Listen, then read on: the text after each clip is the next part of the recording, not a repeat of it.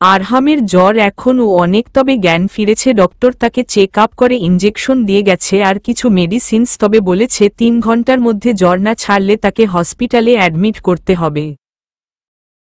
আরহাম চোখ খুলেই দেখল মাথার কাছে তার মা বসে আছে, হাতে ভেজা ন্যাকড়া, বোঝাই যাচ্ছে জলপট্টি দিচ্ছেন তিনি ছেলের মাথায় আর সাথে চোখের পানি ও বিসর্জন দিচ্ছেন। মা! আরহামের ডাকে তিনি দ্রুত জবাব দিলেন, কেমন লাগছে তোর? এখন কিছু লাগবে বাবা? কিছু খাবি? না মা, কিছু লাগবে না বলেই মায়ের হাতটা টেনে নিজের গালের সাথে চেপে ধরে চোখটা বন্ধ করে নিল। যেন মায়ের হাতের স্পর্শেই তার শরীরের তাপমাত্রা কমে যাবে। তার মাও তাকে পরম যত্নে হাত বুলাতে লাগল মুখে মাথায়, তারপর উঠে জোর করেই কিছুটা খাবার খাইয়ে ঔষধ খাওয়ালো, তারপর মাথায় হাত বুলাতে লাগলেন যেন আরহাম ঘুমিয়ে যায়। মৃত্যু ছটফট করছে, সেই কখন থেকে বারবার তার আরহামের কথা মনে পড়ছে। আচ্ছা স্যারের জ্বরটা কমলই নাকি কে জানে, বলতে বলতে সে বারান্দায় গেল।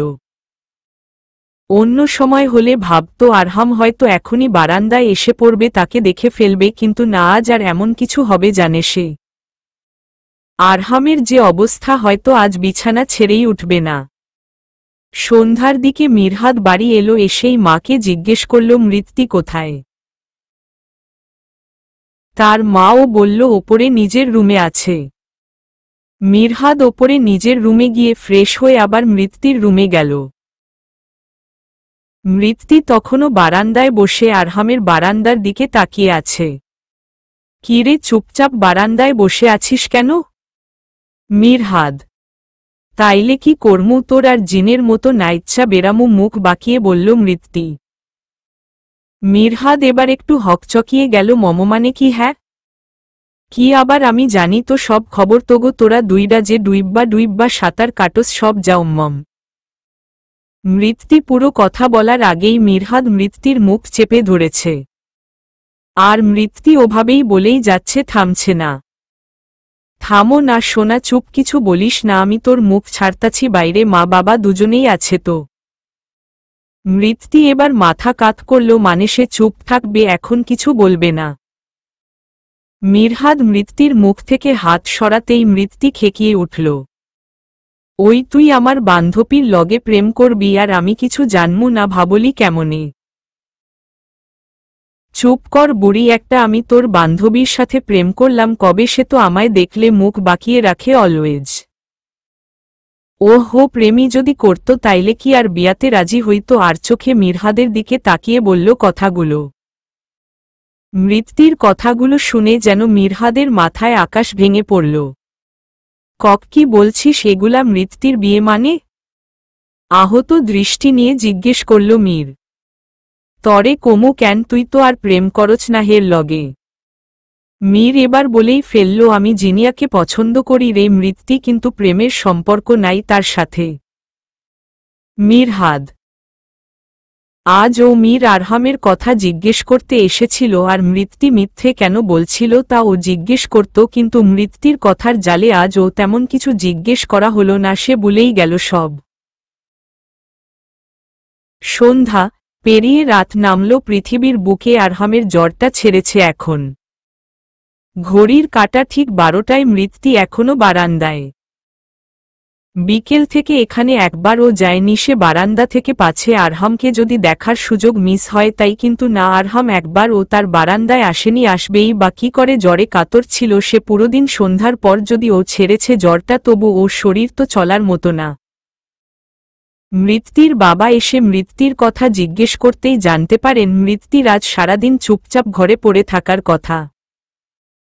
তাই তিনি চিন্তিত, মেয়ে কি সত্যিই বিয়ের জন্য উতলা হয়ে গেল কি না। কিন্তু কোনো উত্তর ঠিক বুঝতে পারলেন না, তাই মৃত্যুকে ডেকে পাঠিয়েছিলেন, তবুও মৃত্যু এলো না। তার বাবার মনটা ভার হয়ে গেল। বিষণ্ণ মনে তিনি খেয়ে দেয়ে ঘুমিয়ে পড়লেন। প্রতিদিনের মতো আজ আর গেলেন না মেয়ের রুমে, বরং নিজেই গিয়ে শুয়ে পড়লেন কোনো কথা না বলেই। মৃত্যু ও অর্ধেকের বেশি রাত বারান্দাই কাটিয়ে দিল, ভোরের একটু আগে রুমে এসে শুয়েছে। আরহামের খুব সকালেই ঘুম ভেঙে যায়, আজ জ্বরটা ও একেবারেই নেই, তাই জলদি করে ফ্রেশ হয়ে মায়ের রুমে যায়। মা ঘুমে, তাই মায়ের কপালে ছোট্ট করে একটা চুমো একে কিচেনে আসে। তার খুব খিদে পেয়েছে, তাই পাউরুটি আর জেলি নিয়ে টেবিলে বসে পড়ে তারপর মবে হলো একটু চা হলে ভালো হতো, তাই উঠে গিয়া চায়ের পানি বসালো। রুটি খেতে খেতে মোবাইলটা নিয়ে ফেসবুক ঘাঁটছিল, এমন সময় চোখে পড়ল ফ্রেন্ড রিকোয়েস্টে থাকা মৃত্তির আইডি। দেখতেই মনে পড়ল কাল তো মৃত্তিই তাকে টিচার্স রুম থেকে নিয়ে এসেছে, তবে জ্বরের ঘোরে গাড়িতে বসানোর পরের আর কিছু মনে নেই তার। সে মনে মনে ভাবতে লাগল মেয়েটা একটু পাগল, তবে পরোপকারী নাকি শুধু আমারই উপকার করল। ধুর, আমি ও মেয়েটার মতো পাগল হয়ে গেলাম নাকি কি সব ভাবছি। চা চুলোয় পড়ে গ্যাস অফ গেছে সেই কখন, কিন্তু আরহামের কোনো হুঁশই নেই। তার মাও কখন থেকে তার সামনে দাঁড়িয়ে হাত নেড়ে ইশারা করছে, তার চোখে যেন আসছেই না কোনো ইশারা। এবার তার মা তার সামনে গিয়ে কাঁধ ধরে ঝাঁকালো। আরহাম বলে চিল্লালো। আরহামের এবার হুঁশ হল। আহা মা, কি হয়েছে, এভাবে ডাকছো কেন? আরহাম, তা না হলে কি করব? সেই কখন থেকে রুটি মুখের সামনে ধরে বসে আছিস, মুখে তুলছিস না। তুই চায়ের পানি বসিয়েছিস, সেই পানি ও ফুটে উপচে পড়ে গ্যাস অফ হয়ে গেছে, তোর হুঁশ নেই?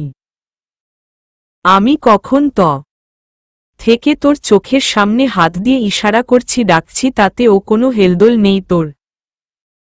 আরহামের মা, না মানে হয়েছে কি? বলতে বলতে আরহাম মাথা চুলকাচ্ছে, তা দেখে তার মা বুঝতে পারল সে লজ্জা পাচ্ছে। হয়েছে, এভাবে আর লজ্জা পেতে হবে না, শুধু এইটুকু বলকে সেই রাজকন্যা যে আমার রাজপুত্রকে পাগল করেছে।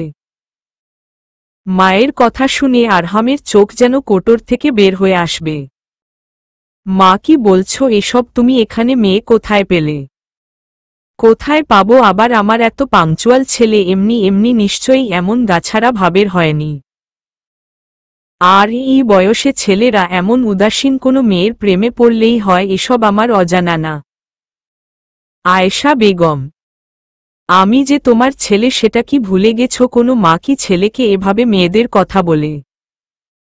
আরহাম, আরে ধুর, আমাকে কি তোর টিপিক্যাল বুড়ি মা মনে হয়? আমি তোর ইয়াং মডার্ন মা, নিজ দায়িত্বে ছেলের প্রেম কারাবে, মেয়ে ভাগিয়ে নিয়ে আসবে।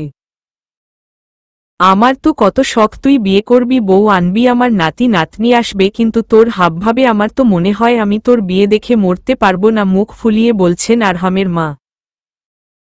আরহাম এবার এক হাতে মাকে জড়িয়ে ধরে অন্য হাতে রুটিটুকু মুখে পুড়তে পুড়তে বলল, আচ্ছা তুমি মেয়ে খোঁজো, আমি বিয়ে করে নেব, তবু ইমোশনাল ড্রামা বন্ধ করো। আরহাম খাওয়া শেষ করে চা না খেয়েই বেরিয়ে গেল অফিসের উদ্দেশ্যে, সেখান থেকে আবার ভার্সিটিও যেতে হবে। জিনিয়া কেবলই ঘুম থেকে উঠল, উঠেই দেখল মিরহাদের মেসেজ। ভার্সিটিতে আজ আমাদের বাড়ি হয়ে পড়ে যাবে। উফ, কি ঝামেলা আজকাল। মৃত্যু সন্দেহ করে, এমনিতেই তার ওপর আবার এনার জন্য ওদের বাড়ি গেলে সন্দেহ আরও বেড়ে যাবে। ভাল্লাগে না আমার, কি যে করি বলেই মুখ ফুলিয়ে বসে রইল। জিনিয়ার মা এসে জিনিয়াকে বলল আজ ভার্সিটিতে যাওয়ার কোনো দরকার নেই। জিনিয়া ভ্রু কুচকে জিজ্ঞেস করল, কিচ খুশি ম্যা? তোর হবু বরের খালা আর তার মা আসবে আজ এনগেজমেন্টের ডেট ফিক্সড করতে। কথাটা শুনে যেন জিনিয়ার মাথায় বাজ পড়ল একটা। মৃত্যু আজ এখন ও ঘুম থেকে উঠতে পারেনি, ঘুমিয়েই ছিল ভোরের দিকে। তার মা গিয়ে মাথায় হাত বুলিয়ে ডাকতে লাগল। সে একটু একটু করে চোখ খুলে তাকালো মায়ের দিকে, তারপর একটা মিষ্টি করে হাসি দিয়ে মাথাটা মায়ের কোলে রাখল। আজ বহুদিন পরে সে তার মাকে এভাবে ধরল। এমনিতে সবসময় বাবার কাছেই বেশি তাকে সে। বাবার আদুরে কন্যা সে, আর মিরহাদ মায়ের রাজপুত্র।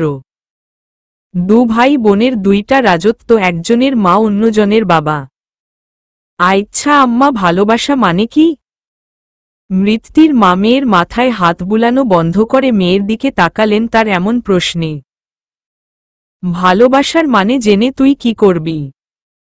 আচ্ছা তোর আজকাল কি হয়েছে বল তো, এতটা শান্ত আর চুপচাপ থাকিস কেন? আরহামের জন্য বলেই জিভে কামড় দিল। মৃত্যু কি বলে ফেলল এটা সে?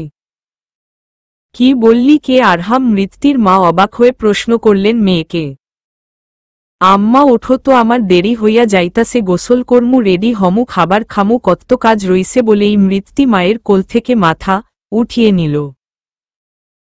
তার মা তার চোখে মুখে লজ্জা স্পষ্ট দেখতে পাচ্ছে, সাথে খুব অবাকও হচ্ছে। লজ্জা পাচ্ছে এই মেয়ে, তাও আবার মায়ের সামনে, যে কিনা অচেনা মানুষের সামনে ও লজ্জা পায় না কখনো কোনো কারণে।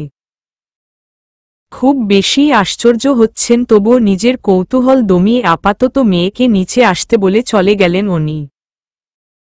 মৃত্যু তৈরি হয়ে খাবার খেতে নিচে গেলে তার বাবার সামনে পড়ে, আম্মাজান আফনের কি হইছে, শুনলাম আফনে ঠিকমতো খান না, কথা কন না। মৃত্যু কিছুটা আমতা আমতা করে বলল, আব্বা তেমন কিছু না, ভুল শুনছেন। আচ্ছা আম্মা বসেন, অনেকদিন ধইরা একসাথে খাওয়া হয় না আমাগো। কই গো মিরুর আম্মা, নাস্তা দাও জলদি, আর আমারে চা ও দিও আরেক কাপ। এ কি আব্বাজান, আপনি একটু আগেও কি চা খাইছেন? তার বাবা একটু নিচু স্বরেই বলল, হ খাইছি, তবে এই লাস্ট আম্মা, আর খামু না, আরেক কাপই শেষ, সারাদিন আর ছুইয়া ও দেখুম না, হাছা বলতাছি। আব্বা আফনে জানেন না, ডাক্তার আপনেরে মানা করছে বেশি চা খাইতে, লিভারের সমস্যা তো বাইরা যাইব বলেই রাগ দেখিয়ে উঠে পড়ল বসা থেকে। আম্মা আফনে কই যান, কিছু খাইয়া পড়ে যাইয়েন, আমি দিয়া জামুনে আফনেরে স্কুলে। মৃত্যির বাবা বলে চলছে কথাগুলো, ততক্ষণে মৃত্যি বাড়ির বাইরে চলে গেছে। মেয়ে এখন স্কুলে না ভার্সিটিতে পড়ে, বলতে বলতে মৃত্যির মা চায়ের কাপটা খট করে রাখল টেবিলে। মিরুর মা, তোমার আবার কি হইল? কিছু না, মেয়ে যে বড় হয়েছে সে খেয়াল কি আছে? মেয়েটাকে একটু শাসনে রাখার সময় আদর দিয়ে মাথায় তুলছ। কি করে কখনো নিজে নজর দাও নি, আর না আমাকে দিতে দিয়েছ। একেবারে উড়নচণ্ডী স্বভাবের বানিয়েছ। কবে যে কি উল্টা পাল্টার, কিছু বলার আগেই রেগে উঠল মৃত্যির বাবা। ওই বেশি প্যাচাল পারবা না, আমার মাইয়া যা মন চায় করব, তুমি একটা কথাও বলবা না। মিরহাদ ঘুম থেকে উঠে শাওয়ার নিয়ে একেবারে তৈরি হয়ে নিচে আসলো, কিন্তু বাবা মায়ের তর্ক দেখে সে আর খাবার টেবিলে বসল না, সোজা বাড়ি থেকে বের হতে নিল, আর তখনই তার মা ডাকল, খেয়ে যা বাবা, এখন ও অনেক টাইম আছে অফিসে যাবার, তোর বাবা ও তো যায়নি। কিন্তু মীর মায়ের কথায় কর্ণপাত করল বলে মনে হল না, সে সোজা বেরিয়ে গেল। দেহ মিরুর মা, তোমার ভদ্র পোলা কি আচরণটা করল, তুমি আমার মাইয়ারে কও উড়নচণ্ডী, এবার পোলা নিয়া কি কইবা? মৃত্যির মা টেবিলের সামনে থেকে চলে গেলেন, কারণ এখন এখানে দাঁড়িয়ে থাকা মানে ওনার বকবক শুনে কানের পোকা মেরে ফেলা। মৃত্যি ভার্সিটিতে এসেছে প্রায় 1 ঘন্টা আগে, কিন্তু সে এখন ও ক্লাসে পা রাখেনি, আদৌ আজ রাখবে কিনা তাতে ও সন্দেহ আছে। কারণ এখন ও জিনিয়া আসেনি কেন জানি, তার বারবার মনে হচ্ছে জিনিয়া হয়তো আজ আসবেই না, কিন্তু কেন তা মৃত্যির জানা নেই। আর ক্যাম্পাসে ঘুর ঘুর করছে সে, কারণ চেক করে এসেছে টিচার্স রুমে আরহাম ও আসেনি, এখন ও তার টেনশন হচ্ছে, জ্বর কি এখন ও আছে তার। একবার কি নম্বর নিয়ে কল করে দেখবে না, আর ভাবতে পারছে না সে।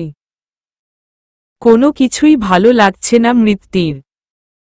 আগে যেমন ফুরফুরে মেজাজের মৃত্যি ছিল, এখন পুরোটাই উল্টো, সবসময় কেমন অস্থিরতা কাজ করে তার মধ্যে। হঠাৎ খেয়াল হলো গেট দিয়ে একটা সাদা গাড়ি ভেতরে ঢুকল। মৃত্যি পার্কিং সাইডেই দাঁড়িয়েছিল, তাই সব স্পষ্টই দেখা যাচ্ছিল। মৃত্যি গাড়িটার দিকে তেমন একটা নজর দেয়নি, ভেবেছে কে না কে এসেছে, গাড়িটা ও অচেনা। কিন্তু পরক্ষণেই তার বুকে যেন ব্যথা শুরু হয়েছে, চিনচিনে টাইপ, বেশ জোরেই ধুকপুক করছে, তাই আবার ও সে গাড়ির দিকে তাকাল। তাকাতেই যেন তার চক্ষু চড়কগাছ, কারণ গাড়ি থেকে আরহাম নেমেছে। পরনে একটা সাদা শার্ট, কালো ডেনিম প্যান্ট, এক হাত পকেটে আর এক হাতে গাড়ির ডোর লক করে সামনে আগায়, আর মৃত্যি ও আরহামকে দেখে অনেকটা জোরেই অগ্রসর হয়। আহহা, উফ, তুমি কি জীবনে ও শুধরাবে না? বলি আরহাম মৃত্যিকে সোজা করে দাঁড় করিয়ে বলল কথাগুলো। সরি স্যার, আমি তো আপনাকে খেয়াল করিনি। মৃত্যি, কবে খেয়াল করো তুমি? আমি তো প্রথম দিন থেকে তোমাকে এমনই দেখি আসছি, দাঁতে দাঁত চেপে বলল আরহাম। মৃত্যু খেয়াল করল আরহাম যখন দাঁত চেপে কথা বলছিল তখন তার সুইট পাতলা গাল দুটো কেমন ফুলে উঠছিল। সে বিড়বিড় করে বলতে লাগল, ইস কত হ্যান্ডসাম লাগে আমার জানটারে, মন চায় গাল দুইডা টাইন্না ধরি আর পিচ্ছি গোমতো চুমছি। আমি কি ভাবতাছি এগুলা সারের নিয়া, মুখটা একদম লাল টমেটোর মতো হয়ে গেল মৃত্যুর এসব কথা ভাবতেই। আরহাম বেশ বিরক্ত আজ ও মেয়েটার ওপর যখন ডখন গায়ের ওপর পড়ে। ভেবেছিল কালকের জন্য মৃত্যুকে একটু হলে ও ভালো চোখে দেখবে, কিন্তু না, এই মেয়ে কখন ও ভালো হয়ে চলতেই পারবে, তাকে কি করে ভালো চোখে দেখবে। আরহাম না চাইতে ও আবার ধমকে উঠে, এই সরে দাঁড়াও সামনে থেকে। মৃত্যু ঠায় দাঁড়িয়ে আছে আগের জায়গায়, সে এখন ও তার গালের দিকে তাকিয়ে আছে। টোল দুটো কেমন আজ বেশি গড়তে যাচ্ছে না, এটা দেখে তার রাগও হচ্ছে। কিন্তু আরহাম রেগে আর বিরক্তিতে মৃত্যুকে পাশ কাটিয়ে চলে গেল। মৃত্যু পুরো ক্লাসে শুধু জিনিয়ার অপেক্ষা করেছে, কিন্তু সে আজ ভার্সিটিতেই আসেনি। ভেবেছিল একবার কল করবে, কিন্তু তার ও সুযোগ হয়ে ওঠেনি। দুপুর 2টায় মৃত্যুর ছুটি হয়, সে ক্লাস থেকে বেরিয়ে সোজা গেটের সামনে আসে, কিন্তু গাড়ি নিয়ে আসেনি আজ সে, বিধায় রিকশার জন্য দাঁড়ায় গেটের বাইরে। আর রোহান ও তখন বাইকটা নিয়ে চলে যাচ্ছিল। হঠাৎ কি মনে করে মৃত্যুর সামনে বাইক নিয়ে এলো। কি হয়েছে মৃত্যু, এভাবে এখানে দাঁড়িয়ে আছো কেন? রোহান: কিছু না স্যার, রিকশার জন্য দাঁড়াইয়া আছি। রোহান গাড়ির দরজা খুলে দিয়ে বলল, ওঠে এসো, আমি পৌঁছে দিচ্ছি, ওই পথেই যাব আমি একটা কাজে।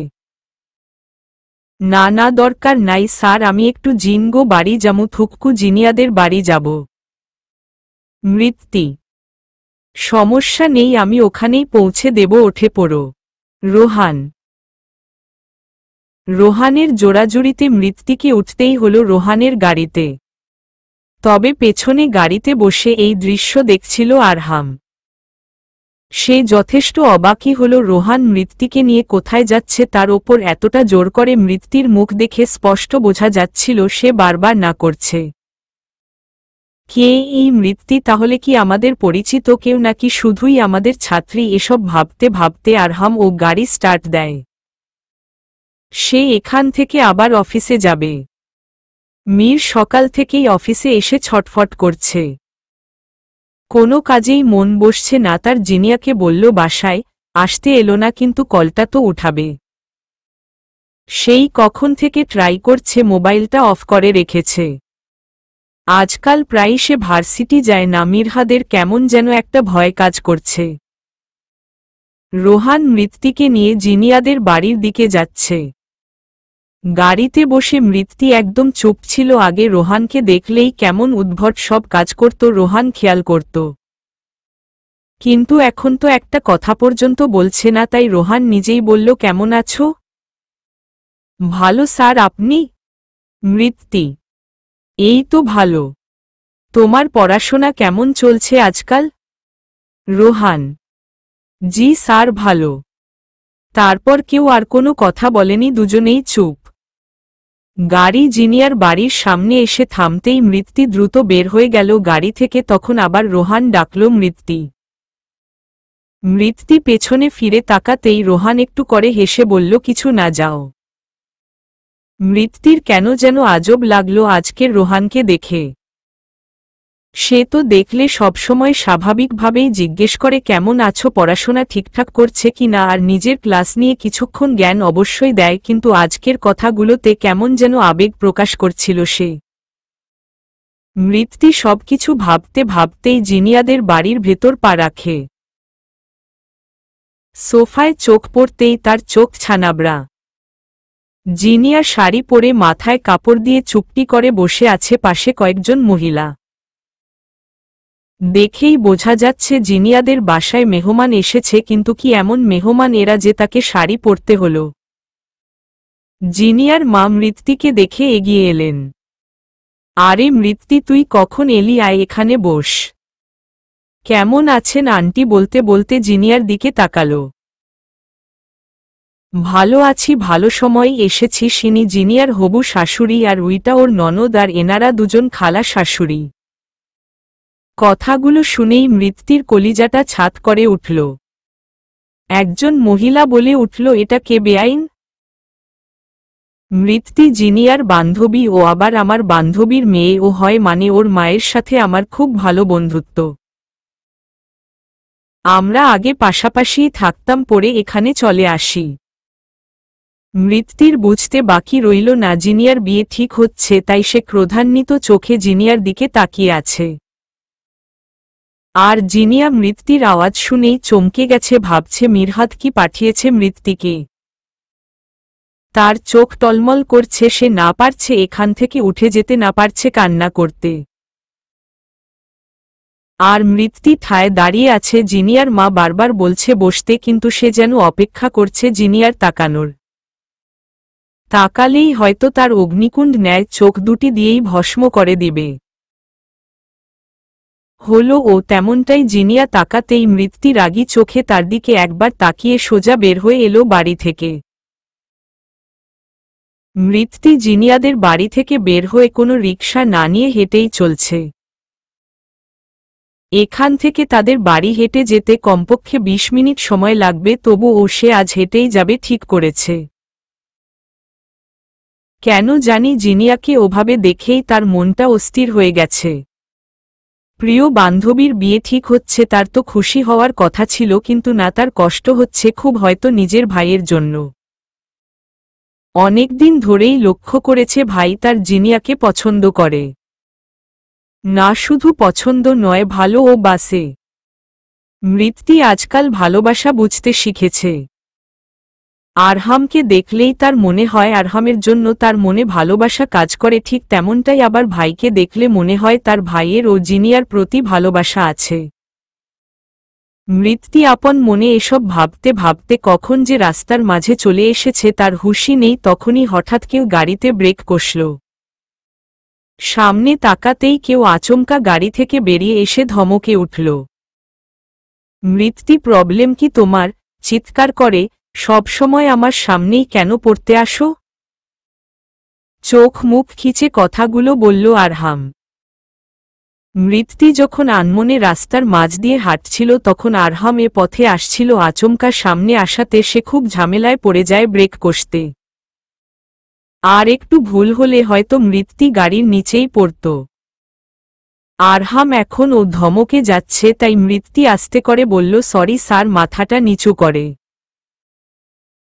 আরহাম বড় বড় দুইটা শ্বাস নিয়ে নিজেকে কন্ট্রোল করার চেষ্টা করল। তারপর মৃত্যুর দিকে তাকিয়ে, ইটস ওকে, তুমি এভাবে মাঝ রাস্তায় হাঁটছ কেন? আর রোহান কই? আরহামের এমন প্রশ্নে মৃত্যু অবাক হয়ে আরহামের দিকে তাকায়। কি এভাবে তাকাচ্ছ কেন? তুমি তো রোহানের সাথেই এসেছিলে ভার্সিটি থেকে তার গাড়িতে করে। তাহলে এখন মাঝ রাস্তায় কেন? আরহামের এমন ধাঁচের কথা শুনে মৃত্যু বেশ আশ্চর্যই হল। তার কথার মানে কি একটু বাজে কিছু ইঙ্গিত করল? মৃত্যুর এই ছোট্ট মাথাটা যেন আজ বেশ ভাবুক হয়ে উঠেছে। কখনো জিনিয়াকে নিয়ে ভাবছে, কখন ও ভাইকে নিয়ে ভাবছে, কখন ও আবার আরহামের কথার মানে ভাবছে। মৃত্যুকে চুপচাপ ঠায় দাঁড়ানো দেখে আবার ও ডাকল, আরহাম। মৃত্যু এবার বলল, সরি স্যার, আর এমন ভুল হবে না। আমি কি এখন ভুলের কথা জিজ্ঞেস করছি, নাকি রেহানের সাথে এলে? সে কোথায় গেছে তোমায় রাস্তায় ফেলে? রোহান স্যার তো সেই কখন চলে গেছে। আমি তো জিনিয়ার বাড়ি এসেছিলাম স্যার, ও এই পথে আসছিলে তাই সাথে করে নিয়ে এসেছিল। মৃত্যু ওহ ওকে, বলে আরহাম গাড়িতে উঠতে উঠতে বলল, সাবধানে যাও, বেখেয়াল হয়ে কারে গাড়ির নিচে পড়ে কাউকে বিপদে ফেলো না বলে চলে গেল। মৃত্যু হা হয়ে দাঁড়িয়ে আছে। সে ভেবেছিল আরহাম বলবে, চলো আমি ও বাড়ি যাচ্ছি, তোমাকে ড্রপ করে দিব। কিন্তু না, শালা এক নাম্বারের খাটাস, সাবধানে যাও বিলা ভাগছে। হুহ, তরে যতটা ইনোসেন্ট ভাবছি তুই তার একটু ও না, শালার কেরাস দেইখা নিমু আমি তরে, বলে মৃত্যু আবার ও হাঁটতে লাগল। আরহাম আজ তার নিউ কারখানার জন্য একটা জমি দেখতে যাচ্ছে, তাই আগে থেকে খোঁজ খবর নিয়ে জেনেছে জায়গাটা কেমন। আর যতটুকু জানতে পেরেছে জায়গাটায় অবৈধ জিনিসের আস্তানা বানিয়ে রেখেছে কিছু লোক, তাই জমির মালিক কম টাকায় জমিটা বিক্রি করতে চাচ্ছে। জেনে শুনে সেখানে কেউ রাজি হয়নি জায়গাটা কেনার জন্য, তবে আরহাম কম দামে পেয়ে হাতছাড়া করেনি। কিন্তু তার ম্যানেজার ভাবছে বিপদের কথা, এখানে কোনো বড় বড় রাজনীতিবিদরা পাওয়ার থাকা সত্ত্বেও আসতে চায় না, সেখানে আরহাম একজন সাধারণ ব্যবসায়ী হয়ে কেন আসছে। ম্যানেজারের তো ভয় হাত পা কাঁপছে ভাবতেই। বেচারা আসতে চায়নি এখানে, কিন্তু আরহাম কল করে বলেছে উকিল সহ উনি যেন আধ ঘন্টার মধ্যে পৌঁছায় এখানে। জিনিয়ার এনগেজমেন্ট ডেট ঠিক হয়েছে 3 দিন পরের, মানে শুক্রবার। ছেলে নিজেই এসে আংটি পরাবে আর একদম কোনো ধুমধাম ছাড়াই এনগেজমেন্ট করবে। জিনিয়ার মায়ের প্রথমে আপত্তি থাকলে ওপরে ভাবলেন বিয়ে ধুমধামে করবেন। রোহান আর মিরহাদ একসাথে আজ শপিং মলে এসেছে। মিরহাদই তাকে আসতে বলেছে, সে কিছু বলতে চায় রোহানকে। আর রোহানও ভাবছে এই সুযোগ আজ দু বন্ধু মিলে অনেকদিন পর আড্ডা দিবে আর সাথে নিজের মনে মৃত্তিকে নিয়ে সৃষ্টি হওয়া অনুভূতিটা ও জানাবে। তবে রোহান, মিরহাদ দুজনই মনে মনে মিস করছে আরহামকে। কতটা সময় পেরিয়ে গেছে তিনজন একসাথে হয় না, হয়তো এ জীবনে আর হবেও না। মৃত্তি বাড়ি এসে মুখ ফুলিয়ে বসে রইল বারান্দায় আর মনে মনে দোয়া করছে যেন আরহাম ও আসে বারান্দায়, তাহলে মৃত্তি আজ একটা ইটের টুকরো ছুঁড়ে মারবে আরহামের মাথায়। তাতে যদি তার মাথা পেটে যায় যাক। আবার ভাবছে না তার ক্রাশের মাথা ফাটলে তার কি হবে। সে তো তার টোলপড়া কেরাসের টোলে সাঁতার কাটবে বিয়ের পর। স্বামী যে কেন এত কেরাসরে নিয়া বিয়া বিয়া ভাবি, সে যদি আমারে বিয়া না করে মন খারাপ হয়ে গেল কথাটা ভাবতে মৃত্তির। আরহাম খুব ভালোভাবে কম টাকায় জায়গার রেজিস্ট্রি করে ফেলেছে নিজের নামে, কোনো প্রকার ঝামেলা ছাড়াই। সে মিষ্টি কিনে আনিয়েছে, ম্যানেজার মুখটা এখন ও কালো করে দাঁড়িয়ে আছে। বিন্দু বিন্দু ঘাম দেখা যাচ্ছে তার মুখে। কিন্তু আরহাম হাসতে হাসতে একটা মিষ্টি নিয়ে জোর করে ম্যানেজারের মুখে ঢুকিয়ে দিল।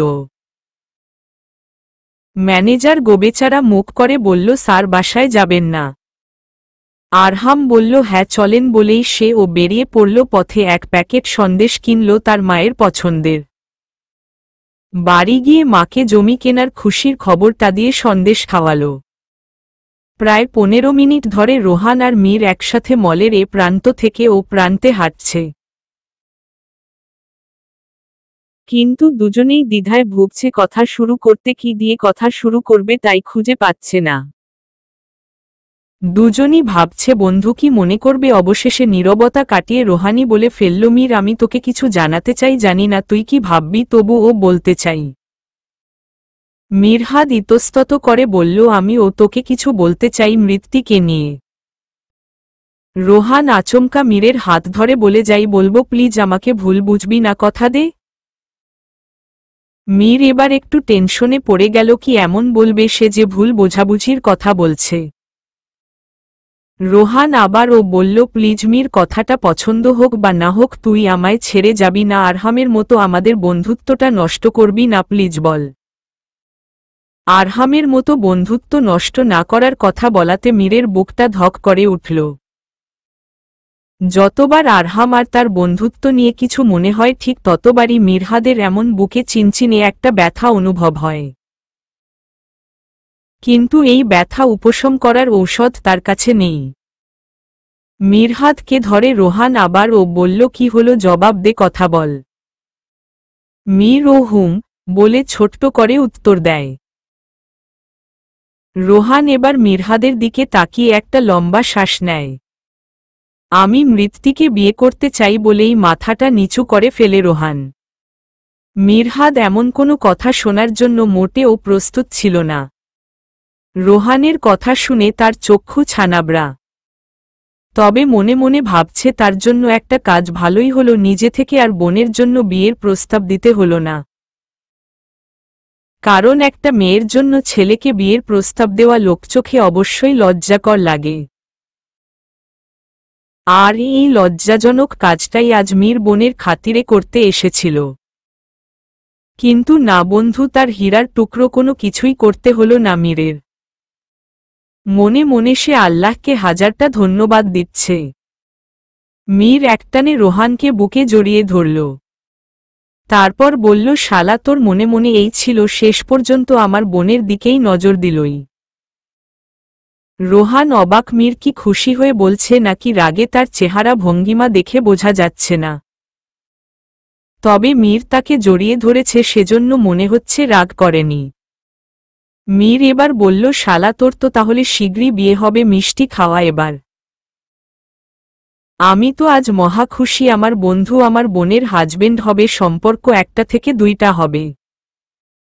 তোর বোনকে বিয়ে করলে তুই হবি শালা, কথায় কথায় আমাকে শালা বলছিস কেন? মীর এবার একটু রোহানের দিকে তাকিয়ে ভ্রু জোড়া কুচকাল।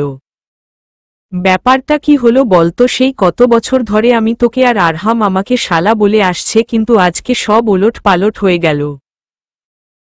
মীর হাদ, আচ্ছা বাদ দে পুরনো কথা, শোন আমি বাবা মাকে কাল পাঠাবো যদি তোদের আপত্তি না থাকে।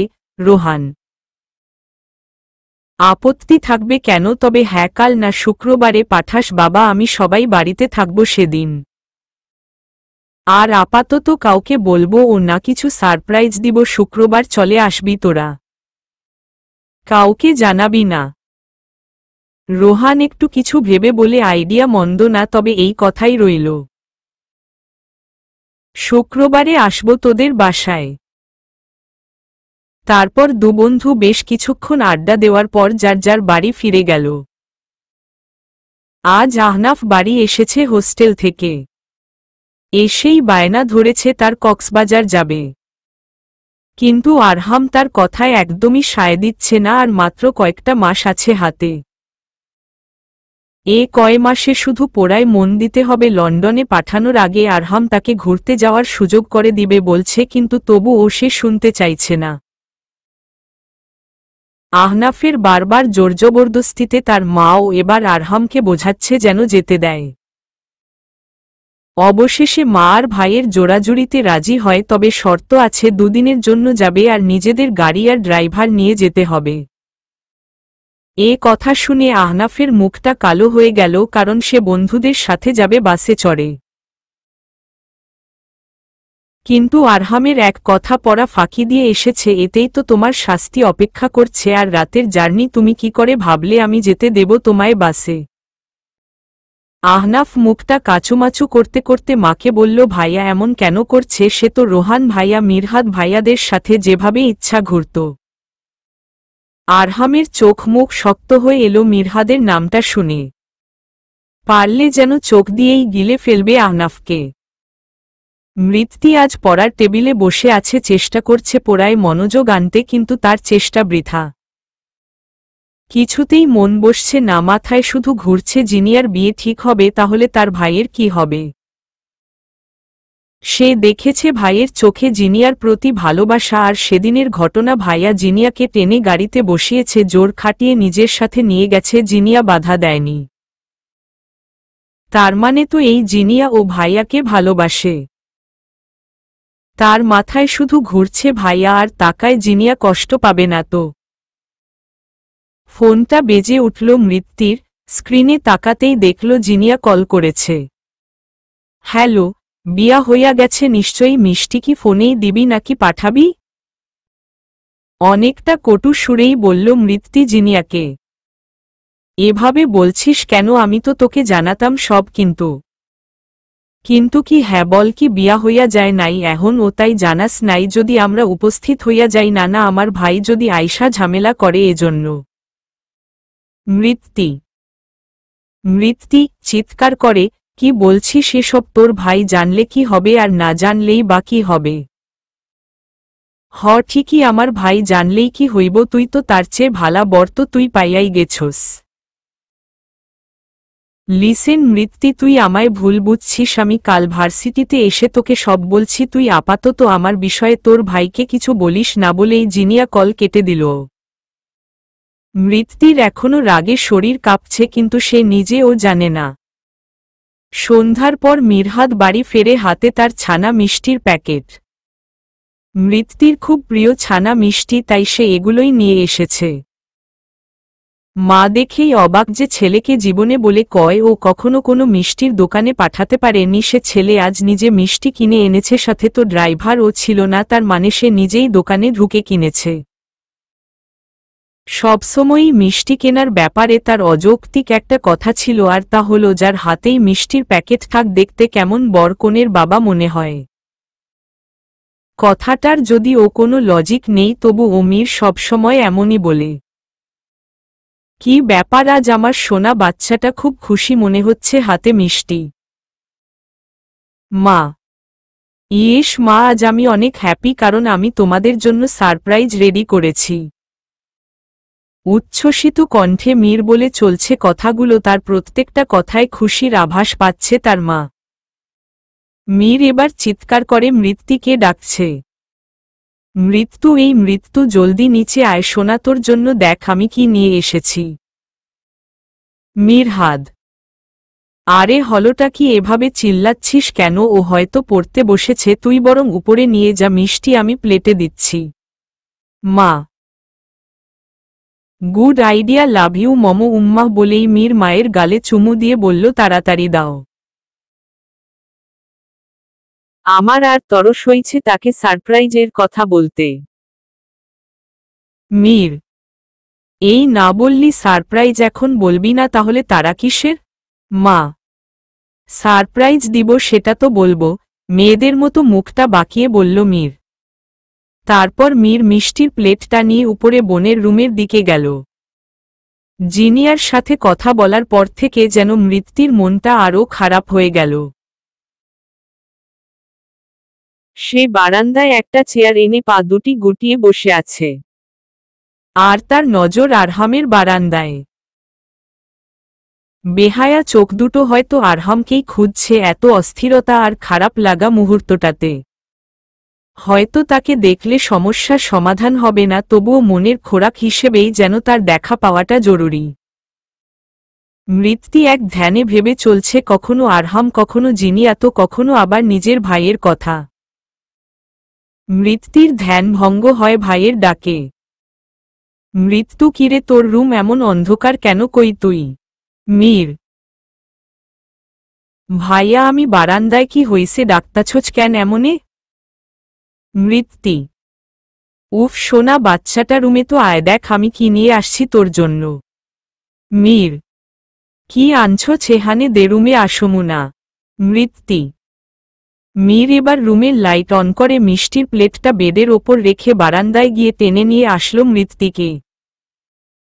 মিষ্টি দেখে সে অবাক হয়ে তাকালো ভাইয়ের দিকে। কোনো খুশির খবর আছে বলে তার জানা নাই, তাহলে মিষ্টি কিসের? নাকি ভাই জিনিয়ার বিয়ের খবর জানতে পেরেছে আর সেই দুঃখে পাগল হয়ে গেছে? কিন্তু আবার ভাবছে এত ভালোবাসা কেমনে হলো তাদের, মাথা কাজ করছে না মৃত্যুর।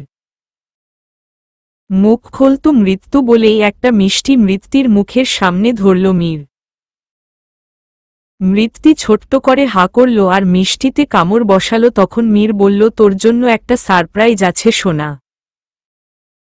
মীরের কথায় মৃত্যু বেশ অবাক প্লাস আশ্চর্যও হল, কারণ তার ভাই তখনই তাকে এত আদর করে কথা বলে যখন কোনো বিষয় নিয়ে অনেক বেশি খুশি থাকে। কি সারপ্রাইজ ভাইয়া? বলা যাবে না, তাহলে সারপ্রাইজ থাকবে কি করে? পাগলি মেয়ে, শুক্রবার পেয়ে যাবি তোর জীবনের সবচেয়ে বড় সারপ্রাইজ। মৃত্যু একবার ভাইয়ের দিকে ভালো করে তাকিয়ে ভাইকে জড়িয়ে ধরল। মীর কিছুটা বিচলিত হল মৃত্যুর মুখের দিকে তাকিয়ে। কিরে, কি হলো তোর, কি মন খারাপ? উহুম, তাহলে এমন লাগছে কেন তোকে? কিছু না ভাইয়া, তুই কি কোনো কিছু নিয়ে অনেক খুশি? মৃত্যু, হুম, অনেক খুশি তোর জন্য, তোর সারপ্রাইজটার জন্য বলে বোনের মাথায় হাত বুলালো। ভাইয়া, আল্লাহ যেন তরে ও জিনিয়ারে দেয় সারপ্রাইজের মতো কইরা, যেন এর থাইকা ও বেশি খুশি থাকস তুই। মনে মনে, আচ্ছা শর্ত দেখি, আমি মিষ্টি খামু বলেই মৃত্যু ভাইকে ছেড়ে মিষ্টির দিকে নজর দেয়। তারপর মৃত্যু একটা মিষ্টি নিয়ে মুখে দিতে নেয়, খপ করে মীর সেটা নিয়ে খেয়ে ফেলে। মৃত্যু আবার ও নিলে মীর সেটাও খেয়ে ফেলে। এরপর কয়েকবার এমন করার পর মৃত্যু জোর করে খায় আর বেশ কিছুক্ষণ দু ভাইবোন এমন খুনসুটিতে মেতে থাকে। আহনাফ মাকে দিয়ে অনেক বলে কয় রাজি করিয়েছে আরহামকে, তবে একটা শর্ত, সে নিজে গিয়ে বাসে বসিয়ে আসবে আর বন্ধুদের কেউ দেখে আসবে কাদের সাথে যাবে। রাত 11টায় বাস ছাড়বে। ঠিক পৌনে 11টায় বাসের সামনে দাঁড়ানো আরহাম আহনাফকে নিয়ে আহনাফের বন্ধুদের সাথে কথা বলে এক এক করে সবার ফোন নাম্বার নিল। সাথে তাদের সবার বাবার নাম্বারও নিয়ে নিয়েছে। কিরে আহনাফ, তোর ভাই এমন হিটলার কেন রে? এক বন্ধু প্রশ্ন করল। আরে বুঝিস না, আহনাফ তো মেয়ে, তাই ভাই একটু খোঁজ নিয়ে গেল বয়ফ্রেন্ডের সাথে, না আবার চলে যায়। হা হা, আরেক বন্ধু বলল। এই চুপ কর তোরা, আমার ভাই মোটে ও হিটলার না, জাস্ট কেয়ারিং, আমার খুব কেয়ার করে, লাইক ফাদার। আহনাফ রাতের খাবার খেয়ে মৃত্যু কিছুক্ষণ বই ঘেটে রেখে দিল, ও পড়া তার মাথার ওপর দিয়ে গেছে সব। মনে মনে ভাবছে কি হবে পড়া লেখা করে, সে তো তার টোলপড়া ক্রাশকেই বিয়ে করবে। আর ক্রাশ তো নিজেই প্রফেসর, তাহলে তার কি দরকার পড়ার, যেখানে তার এত শিক্ষিত বর তো থাকবেই। পরেই আবার ভাবল, স্যার যদি বলে মূর্খ মেয়েকে সে বিয়ে করবে না তখন কি হবে। নিজেই নিজেকে বলছে, না মৃত্যু, তোর পড়ালেখা করতেই হইব, নাইলে তোর টোলপড়া কেরাস অন্য কেউরে বিয়া কইরা লাইব। স্নিগ্ধ সকালটা তখনই চোখে পড়ে যখন ঘুমটা ঠিক কাকডাকা ভোরে ভাঙে। আরহাম ঢাকায় এসেছে প্রায় 1 মাস হল। ঘুম প্রায় ভোরে ভাঙত, তবে কখনো ইচ্ছে হয়নি বিছানা ছেড়ে এই সকালটাকে উপভোগ করতে। কারণ এখানে উপভোগ্য বলতে শুধু মাত্র বিকেলের ছাদ আর সকালের কফির সাথে বারান্দা। তার ভাষ্যমতে এগুলো উপভোগ করার কোনো মানে নেই। উপভোগ যদি করতেই হয় তবে কোনো শীতের সকালে ঘন কুয়াশার চাদরে মোড়া গ্রামের পথে খালি হাঁটা, খেজুরের গাছে মাটির মটকায় ফোঁটা ফোঁটা করে জমে থাকা রস খাওয়া। উপভোগ করতে হলে মাটির উনুনে তৈরি ভাপ ওঠা গরম গরম পিঠাপুলির স্বাদ উপভোগ করা। এই শহরে না আছে বৃষ্টির সময় মাটির ভ্যাপসা গন্ধ, না আছে শীতে পিঠাপুলির স্বাদ, আর না আছে নবান্নে নতুন চালের তৈরি পায়েস। আরহাম দীর্ঘ 1 ঘণ্টা বিছানায় শুয়ে বারান্দার দিকে তাকিয়ে আপন মনে ভেবে চলছে এসব। খুব করে মন চায় আজকাল তার নানু বাড়ি যেতে। নানু বাড়ি তার গ্রামে, সেখানে বড় শহরের মতো না আছে অট্টালিকা, না আছে বিলাসী জীবন, তবুও আছে অফুরন্ত প্রশান্তি। ভোর 5টায় ঘুম ভেঙেছে আরহামের, এখন বাজে 6টা 25। মোবাইলটা হাতে নিয়ে সময় দেখে বিছানা ছাড়ল।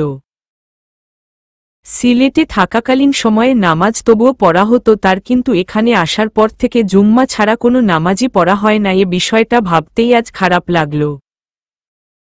ব্রাশ করে কিচেনে ঢুকল সে, নিজের আর মায়ের জন্য নাস্তা তৈরি করবে ভেবে। এক ফাঁকে আহনাফকে ও কল করে জেনে নিল সে পৌঁছেছে কিনা। প্রায় 9টা বেজেছে। আরহামের 6টা রুটি, 2টো ডিম ভাজা আর চা বানাতে, তা আবার ইউটিউব দেখে। মিরহাদ ঘুম থেকে উঠেই মাকে উঠিয়েছে খুব ভোরে। আর ভোরবেলা থেকেই সে জিজ্ঞেস করে যাচ্ছে একটা বিয়েতে কি কি কেনাকাটা আর কি কি অনুষ্ঠান করতে হয়। তার মা ছেলের কাণ্ড দেখে জিজ্ঞেস করেছে সে বিয়ের প্রস্তুতি নিচ্ছে কিনা, কিন্তু না, সে বিয়ে করবে না এখন। তবুও তিনি সন্দেহ করছেন, কারণ মৃত্যুর তো বিয়ে ঠিক হয়নি আর মীরের ও বিয়ের বয়স হয়েছে, তার মানে সে বিয়ে করবে লুকিয়ে। আবার ভাবছে লুকিয়ে বিয়ে করলে ওনাকে কেন সব জিজ্ঞেস করত। তবুও সব কৌতূহল দমিয়ে রেখে ছেলেকে বলে যাচ্ছেন সব। এখন বাধ্য হয়ে উঠে গেলেন, কারণ 9টা বেজে গেছে। 10টার মধ্যে সবাই যার যার কাজে বের হবে, তাই নাস্তা রেডি করতে হবে। মৃত্যু ঘুম থেকে উঠে নিচে আসছিল, তখন ভাইয়ের আর মায়ের কথোপকথন শুনে সেখানেই দাঁড়িয়ে পড়েছিল। বুকে কেমন যেন চাপা আতঙ্ক ভর করছে তার। জন্মের পর থেকে সে কখনো কোনো দুঃখ বা ভয়ের সম্মুখীন হয়নি। কিন্তু জিনিয়ার বিয়ের খবরটা তার জন্য আতঙ্ক ছাড়া কিছুই লাগছে না যখন থেকে সে জানে তার ভাই তার কলিজার টুকরো বান্ধবীকে পছন্দ করে। মিরহাদ মা চলে যাওয়ায় বসা থেকে উঠে যাচ্ছিল তখনই মৃত্যু দেখে একটা চওড়া হাসি মুখে এনে ডাকে তাকে। কিরে, ওখানে দাঁড়িয়ে আছিস কেন? নিচে আয়, একসাথে নাস্তা করব। হাসতে হাসতে বলছে মিরহাদ। ভাইয়ের এই হাসিমাখা মুখটা মৃত্যু হয়তো আগে কোনো দিনও খেয়াল করে দেখেনি। দেখলে হয়তো জানত তার ভাইটার এই হাসি কতটা সুন্দর আর কতটা প্রাণোচ্ছল। কিন্তু জিনিয়ার যদি অন্য কারো সাথে বিয়ে হয়ে যায় তাহলে কি হারিয়ে যাবে এই হাসিটা? না না, কিছুতেই হবে না। জিনিয়ার বিয়ে অন্য কোথাও মনে মনে ঠিক করে ফেলেছে মৃত্যু, যে করেই হোক জিনিয়ার বিয়ে হবে তো শুধুই তার ভাইয়ের সাথে। মৃত্যু ভাইয়ের কথার কোনো জবাব না দিয়ে উল্টো হেঁটে আবার রুমে চলে গেল। আর মীর বোনের এভাবে চলে যাওয়ায় বোকা বনে গেল। রোহান নাস্তা কমপ্লিট করে উঠবা বলে দিলাম। এত কিসের জলদি থাকে তোমার ভার্সিটিতে যাওয়ার? মৃত্যু অন্য কোথাও নয়, তোমাদের ভার্সিটিতেই তো আসে, বললেন রেশমি বেগম রোহানকে। রোহানের মা। রোহান আজ আগের চেয়ে বেশি উতলা মৃত্যুকে দেখার জন্য। সে নিজেই জানে না এতটা ভালো কি করে বাসল মৃত্যুকে। এই মেয়েটাকে সে কিছুদিন আগে ও বাচ্চা ভাবত, আর এখন এই বাচ্চা মেয়েটার জন্যই তার মনে ভালোবাসার একটা জায়গা তৈরি হয়ে গেছে। মায়ের কথায় কর্ণপাত করল না রোহান। গাড়ির চাবি আর ওয়ালেটটা নিয়ে বেরিয়ে গেল। ২০ মিনিট ধরে মৃত্যু ক্যাম্পাসে অপেক্ষা করছে জিনিয়ার জন্য। কল করে বলেছে ১০ মিনিট লাগবে জিনিয়ার, কিন্তু এখন ২০ মিনিট পার হয়ে গেছে তবুও আসছে না দেখে মৃত্যুর খুব রাগ হচ্ছে। রাগে দাঁত কিরকির করতে করতে বসা থেকে উঠে দাঁড়াল। রোহান মাত্রই গাড়ি পার্ক করে ক্যাম্পাসে এসেছে। আরহামকে কল করার জন্য ফোনের দিকে তাকিয়ে হাঁটছিলে আর মৃত্যু ও রাগে হন্তদন্ত হয়ে গেটের দিকে আসছিল। দুজনই অন্যমনস্ক হয়ে হাঁটার কারণে কেউ কাউকে লক্ষ্য করেনি। আচমকা খুব জোরেই ধাক্কা খায় দুজন, তবে কেউ পড়ে যায়নি। রোহান লম্বা তবে অনেক বেশি নয়, তাই মৃত্যুর কপাল গিয়ে রোহানের থুতু নিতে লেগেছে। রোহান তাড়াহুড়ো করে মৃত্যুর কপালে হাত রেখে জিজ্ঞেস করতে লাগে ব্যথা কি বেশি লেগেছে কিনা। আরহাম গাড়ি নিয়ে গেট দিয়ে ঢুকেছে, কেবল গাড়িতে থেকেই তার চোখ যায় ক্যাম্পাসে দাঁড়ানো মৃত্যুর দিকে, যদিও সে এখনও মৃত্যুকে দেখেনি। তবে আরহামের সাইড থেকে শুধু দেখা যাচ্ছে একটা ছেলের পেছনে দিক, যার সামনে একটা মেয়ে আছে বোঝা যাচ্ছে। আর দুজনকে যে এঙ্গেলে আরহাম দেখতে পাচ্ছে তাতে মনে হচ্ছে ওখানে ছেলে মেয়ে দুটো হয়তো কিস করছে। ছি, ভার্সিটিতে পর্যন্ত শান্তি নেই আজকাল, কার ছেলেমেয়েদের জন্য আজেবাজে কাজের জন্য মনে মনে বলছিল আরহাম। ঠিক তখনই মৃত্যু রোহানের সামনে থেকে সরে যায়। আরহাম দূর থেকে ও চিনতে পারছে মেয়েটা সেই সাইকো মেয়েটা। ঘৃণায় চোখ ফিরিয়ে নেয় আরহাম। আর ওদিকে রোহানও চলে যায়। তাই আরহাম দেখতে পায় না ছেলেটাকে।